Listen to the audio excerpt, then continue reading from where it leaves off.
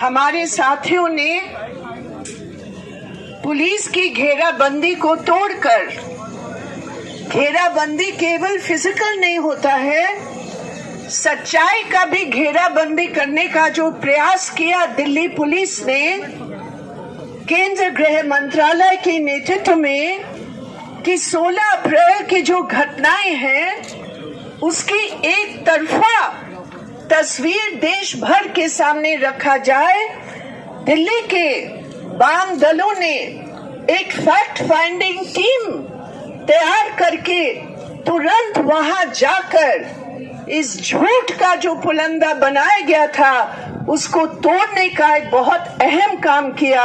और इसलिए साथियों, मैं आप सबको बधाई देती हूँ, क्योंकि आज सच्चाई से अगर कोई पूछे हमसे कि बीजेपी आरएसएस किस चीज से डरती है, मेरा जवाब होगा बीजेपी आरएसएस सच्चाई से डरती है, सच्चाई के आधार पर आंकड़ों से डरती है। और इसलिए उनका हमेशा यही काम रहा है कि झूठ के आधार पर वो एक ऐसी कहानी बना ले कि जो अपराधी है उनका अपराध छिप जाए और जो शिकार हुए लोग हैं उन्हीं को शिकार बनाया जाए।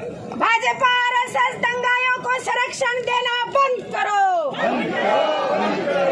कल हम लोग जहांगीरपुरी में थे और हमें पता चला कि आज भी दिल्ली की पुलिस एक तरफा कार्रवाई कर रही है और घरों में घुस कर आतंक फैला रही है और पूछताछ के नाम पर नौजवानों को गिरफ्तार कर रहे हैं। वो नौजवान कौन है?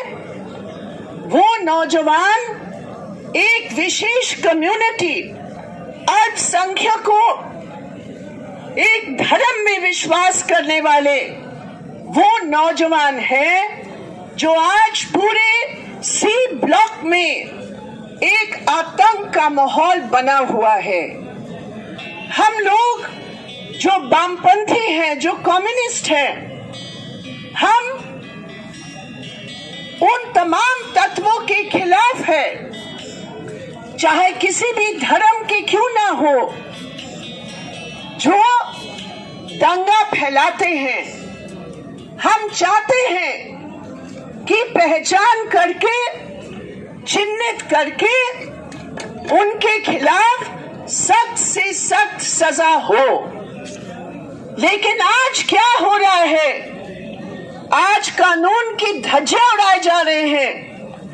आज इस देश के एक नागरिक के अधिकारों पर जबरदस्त हमला हो रहा है और इसीलिए हम ये मानते हैं कि बीजेपी आरएसएस के लिए ये बुलडोजर केवल मशीन नहीं है, ये बुलडोजर उनकी संकीर्ण विचारधारा हिंदुत्व के नाम, ये बुलडोजर उनकी खतरनाक राजनीतिक कार्यनीति के नाम, ये बुलडोजर चलाया जा रहा है संविधान के खिलाफ, जनवाद के खिलाफ, नागरिक अधिकारों के खिलाफ। और इसीलिए जहांगीरपुरी उसका सबसे जिंदा मिसाल है। पहले खरगोन में हुआ, यूपी में हुआ, हम सब जानते हैं। लेकिन ये कहना जरूरी है कि 16 अप्रैल को जो एक कहानी बनाई गई है कि एक शांतिपूर्ण हनुमान जयंती के लिए शोभा यात्रा पर सी ब्लॉक में पहुंचती अपराधी तत्व जो बांग्लादेशी और रोहिंग्या हैं, उन्होंने इस शांतिपूर्ण शोभा यात्रा पर पथराव किया। ये कहानी पुलिस ने कहा, ये कहानी बीजेपी के दिल्ली प्रेसिडेंट आदेश गुप्ता ने कहा।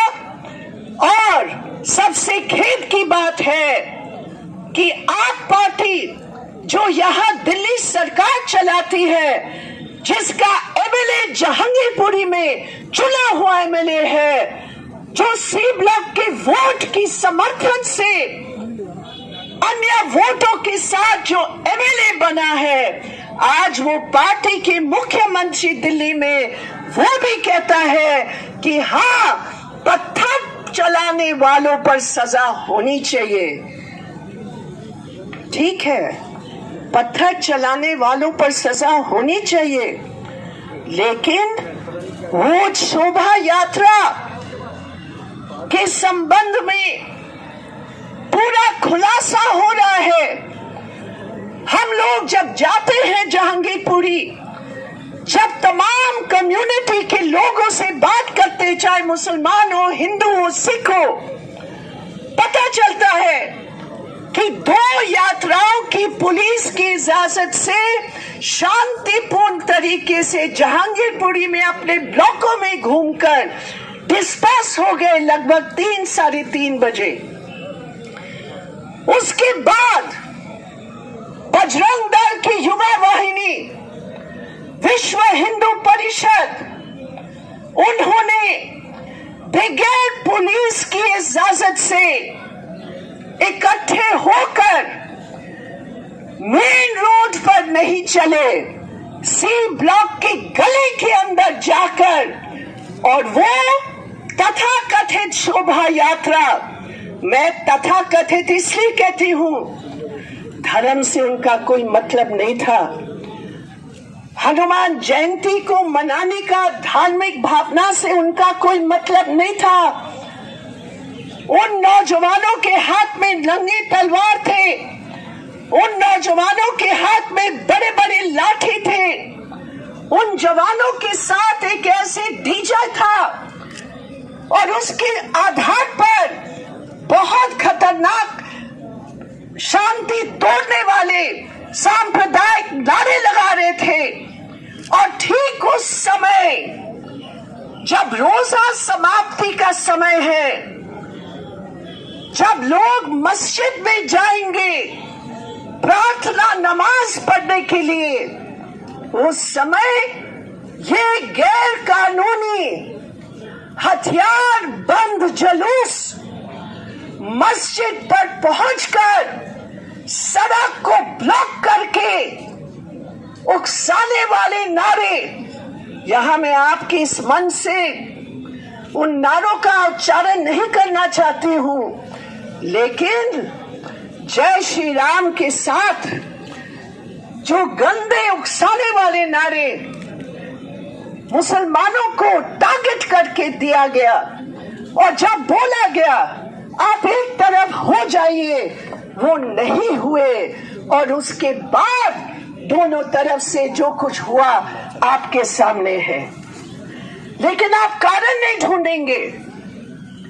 आप जिसने जानबूझकर गैर कानूनी हथियार बंद जुलूस निकाला, उस पर आप कोई कदम नहीं उठाएंगे। अभी 27 जो अभी तक गिरफ्तार हुए हैं, 22 लोग मुस्लिम नौजवान हैं, 5 हमारे साथी यहाँ आशा है, ये लोग गए वहां मिलने के लिए उनके परिवार से। उनकी परिवार के 4 लोग गिरफ्तार हुए। एक जो उनका मुख्य है, एक मंदिर सरकारी जमीन पर बनी है, उन्होंने पुलिस के मुताबिक इस जुलूस का नेतृत्व दिया, और उस परिवार के 4 लोग गिरफ्तार हैं। लेकिन मैं ये पूछती हूँ, 120B का जो धारा लगा है उनके ऊपर, क्या हम लोग हिंदुस्तान के लोग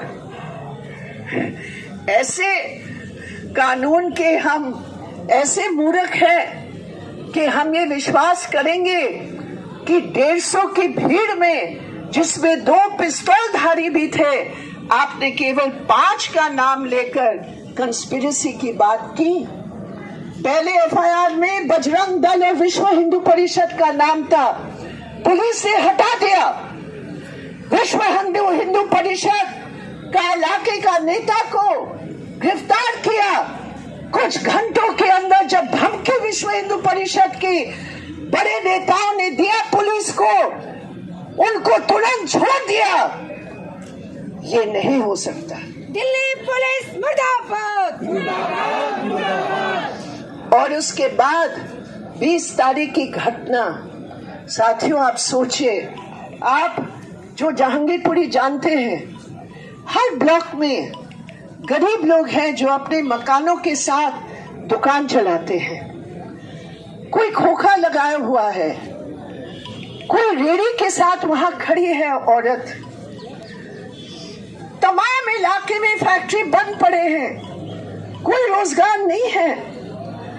कल कितने औरतें आए बताने के लिए कि हमने कितना बचत करके वो रेड़ी खरीद कर हम सब्जी फल थोड़ा कुछ हम लोग बेचते हैं। लेकिन 20 तारीख को जब सुप्रीम कोर्ट का ऑर्डर 10:45 पर आ गया था, लगभग 1.5 घंटा तक ये दिल्ली पुलिस ने नॉर्थ एमसीडी की जो कार्रवाई थी, जो केवल आदेश गुप्ता के आदेश पर जो बुलडोजर वहां चले, धज्जियां तो संविधान की उड़ गए, धज्जियां तो कानून की उड़ ही गए, किसी को नोटिस नहीं दिया। लेकिन सुप्रीम कोर्ट की भी पूरी तौर पर मनहानि हुई और हम लोग सब मिलकर उसको रोका।